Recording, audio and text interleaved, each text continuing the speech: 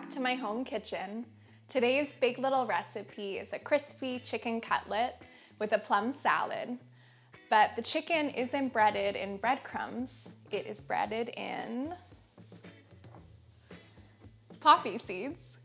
So for our plum salad, all we need are obviously plums, lettuce, and red wine vinegar,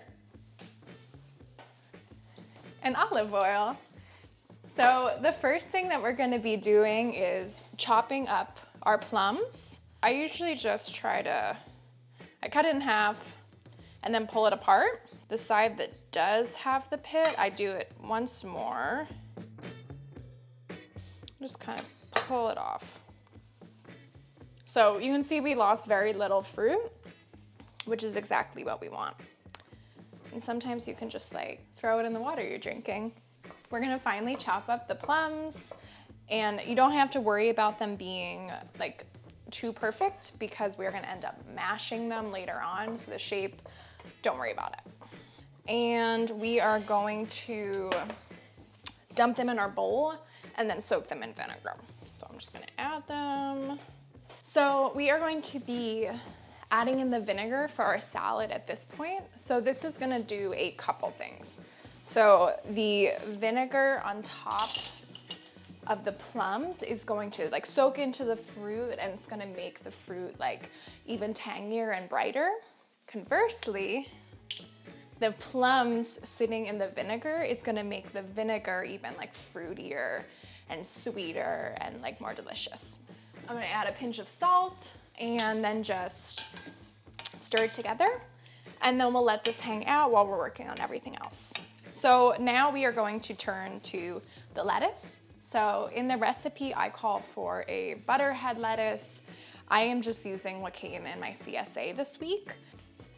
What do you think this is? Did they tell us? I have no idea. Did they? Tastes amazing. It tastes amazing. Whatever lettuce you really like that is tender-ish will be great here. And we also want something that will be kind of tender against the crispy chicken. We're filling it with water, and I'm gonna swoosh it around. So then I'm just gonna pour that out. And I'll do it like one more time, and at that point the water should be really clear and our lettuce will be very clean. We're making the chicken cutlet. For the breading of the chicken cutlet, we need poppy seeds, a lot of them. We're using 1/3 of a cup, which is a lot, but they're gonna stick so easily to the chicken, and they make this like crispy, crunchy, crackly, very flavorful crust, and it's all just in one ingredient. So I'm just going to add in some salt, then just kind of like mix it around. So breading is done, and now I am going to make the chicken thin. Chicken breasts can dry out really easily, right?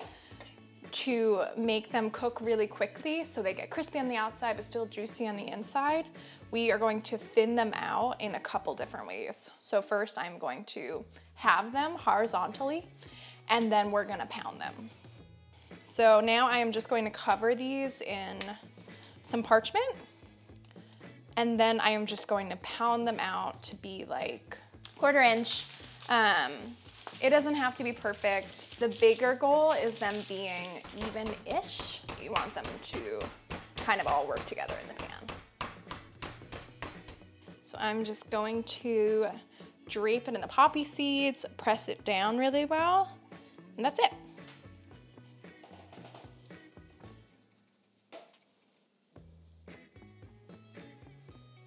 So whereas like if you were coating a chicken breast in breadcrumbs, you would probably need some sort of binder like egg or milk or both, flour even.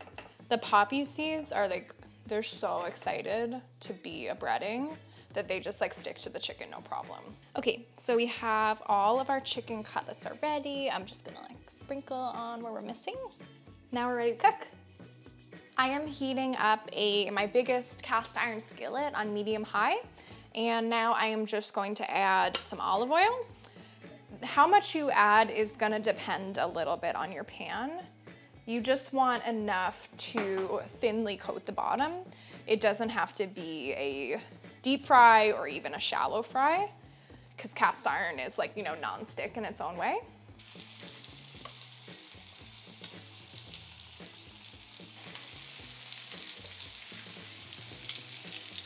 So if you see that any poppy seeds came off, you can just like shake some on.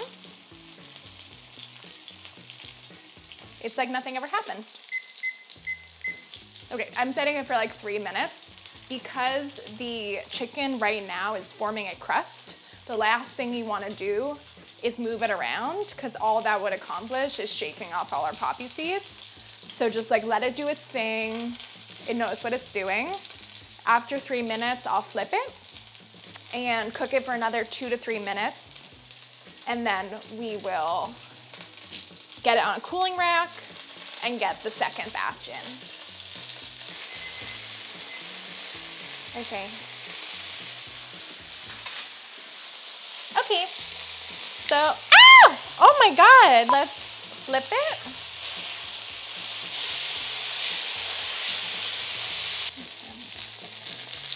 Hand her off. What are we looking for? 165, right? 160. I think it's ready. So I'm just gonna add a little more olive oil to the pan, and then we'll just add our remaining 2 pieces of chicken.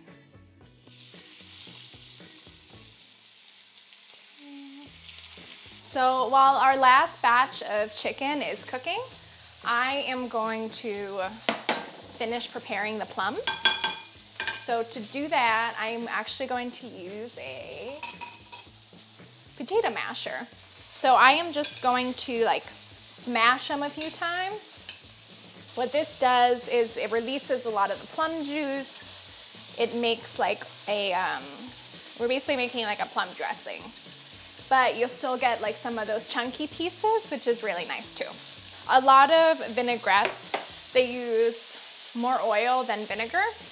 In this case, we're gonna be using equal parts just to make the salad like really bright and summery and light.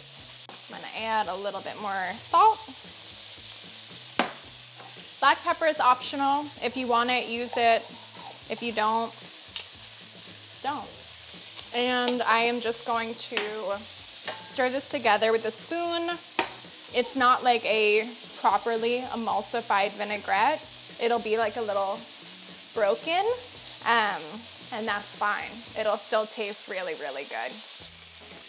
Our last chicken cutlets are done.